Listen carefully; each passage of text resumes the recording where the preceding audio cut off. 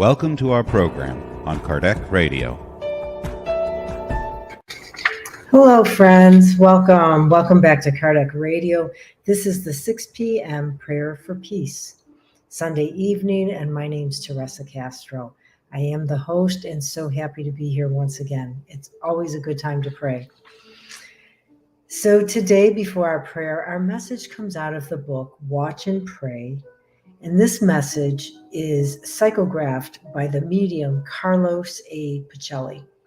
And we know he is a Brazilian medium. He lives in Brazil and has done a great deal of dissemination for Spiritism. He, I think at one time had a TV show or a radio station for Spiritism. He wrote many books. And psychographed many books. And he also has a home, I believe, for the elderly, and there's also a home for children. So he is a great role model for us all. And the title of this message is What Bothers Us the Most? And it's on page 109 if you happen to have the book. I do not believe it is been translated into English. We need to know how to listen to the truths that contradict us. Let us not seek confirmation of our opinions in others. If we ask someone something, let us not be hurt by the answer. What we need to hear is, without a doubt, what bothers us the most. When it comes to the truth about ourselves, our adversaries are the ones who do us the most good. Friends see us with the complacent eyes of kindness. What many say about us is the voice of our own conscience echoing on other people's lips. Let us not despise criticism altogether. It is from the snake's venom that the serum against the bite is made. Wow. Pretty strong message here for all of us.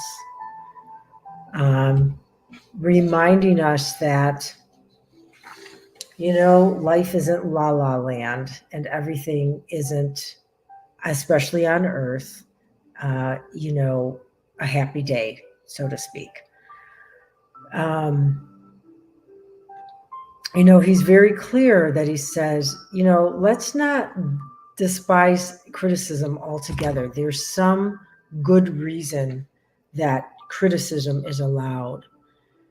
And we're reminded that to consider criticism like a grain of salt. Don't give it too much power. However, it's always good to look for the truth that is there. It may not be a whole truth, but to look and see what part of the criticism there is some truth. It helps us. It's like a review of oneself, an inventory. Is it true? Is it not true? To look and see honestly within. And, he starts out by saying we need to listen to the truths, even the ones that contradict us, because if we only listen to what is so nice and beautiful, we stagnate. We don't evolve. And just like he says, the serum for the snake bite is found in the snake's venom. Same for us. It's in those hardships and struggles that we find our liberation, our evolution, our progress. To stay stagnant, we don't get anywhere. And it gets boring and it gets dull and we become idle. And then we maybe create more problems for ourselves. And I think this is always good for us to hear when he says, if we ask someone something, don't be hurt by the answer, So especially if we ask, it's different if we get some unsolicited advice we don't ask for, that's different. But if we ask, let us not be put out when someone doesn't necessarily agree with our opinions or our thoughts about something.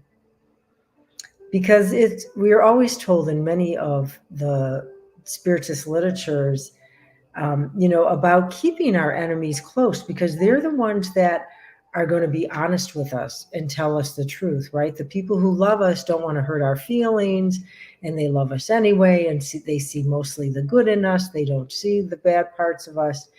So it is good to keep our enemies close, to better understand ourselves and know the truth. So this is a beautiful message. It's direct, but it's loving, and it's also positive, because reminding us to look for the good, and that it's important, if we want to progress, that we need to go stand in that shadow. We need to acknowledge the shadow. If we're just living like a Pollyanna, everything's beautiful, nothing's happening here, we don't really, we don't get the full picture.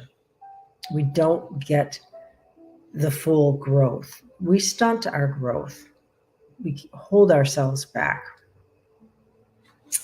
So I think for me, it sounds like a good reminder to look at the good, and as well look at the bad, so to speak, if we want to say good and bad, but the things that are pleasant, the things that are maybe not so pleasant,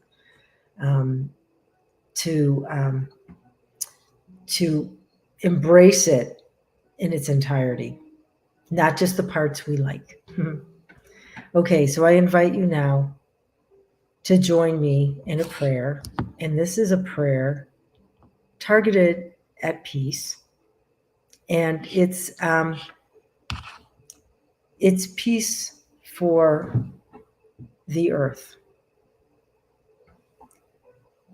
And so if you can safely close your eyes, please do so.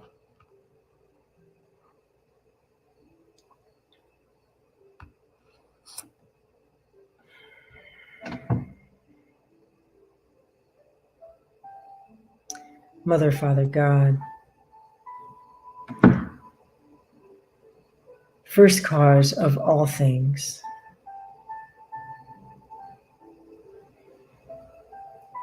we arrive at this moment, this prayer moment, with elevated thoughts, an open heart, an open mind, and a very relaxed physical body.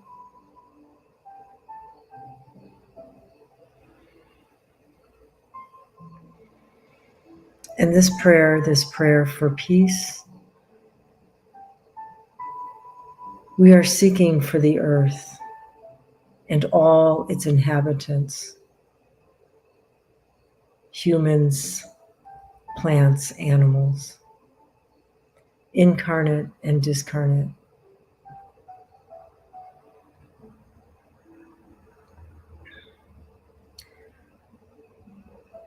That the vibrations on high may reach this earth, enveloping and saturating, helping to dissolve the negative energies and be replaced by only love.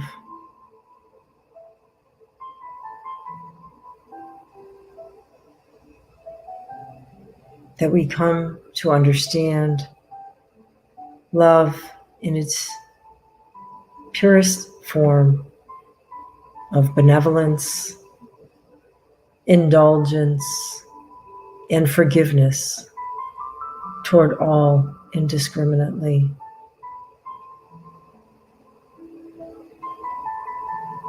That we may be a part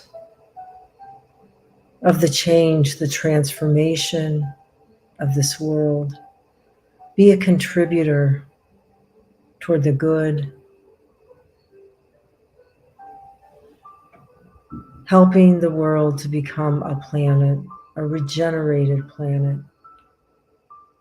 one where happiness prevails just ever so slightly more than negativity. And in this prayer, we think of our brothers and sisters who have more need than ourselves. We think of people in positions of power that have much effect on many,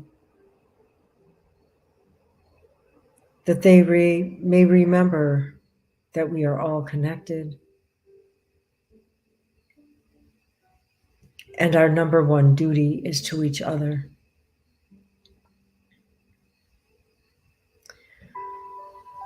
We pray for orphanages. We pray for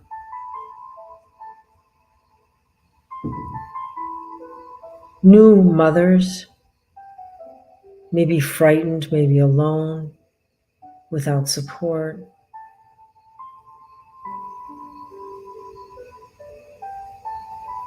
That they may soon feel the arrival of help on the way. We pray for those countries affected by war.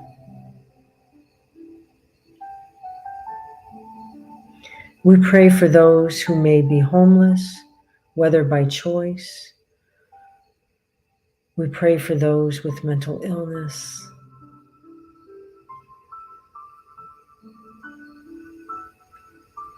We pray for those brothers and sisters lacking basic necessities: food, shelter, water, companionship, warmth.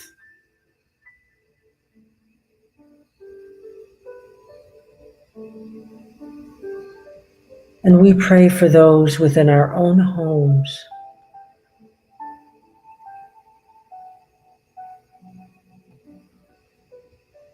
that we may recognize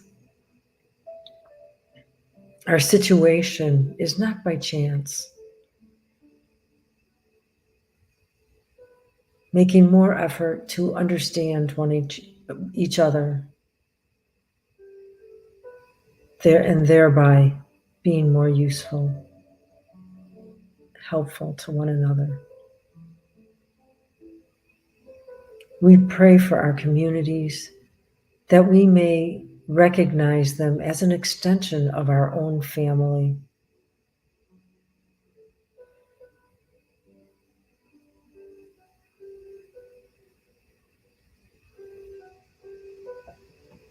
And we pray for Kardec radio station and all the Spiritist centers throughout the world,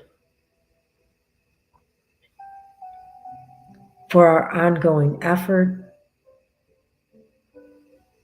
to disseminate Spiritism. We thank those spirits that oversee the protection, guidance, and inspiration.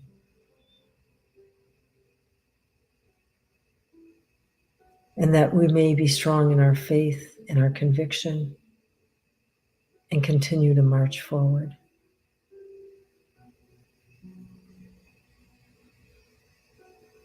And with deep respect, we ask for a blessing and permission to close this prayer session. And so be it. So it is. Thank you so much for joining me. I hope you all have a beautiful Labor Day weekend, if you are so celebrating the holiday. And let us remember the importance of work and how sacred and is there to help us in our progress. So many blessings. I hope to see you again, same channel, Kardec Radio, next Sunday, 6 p.m.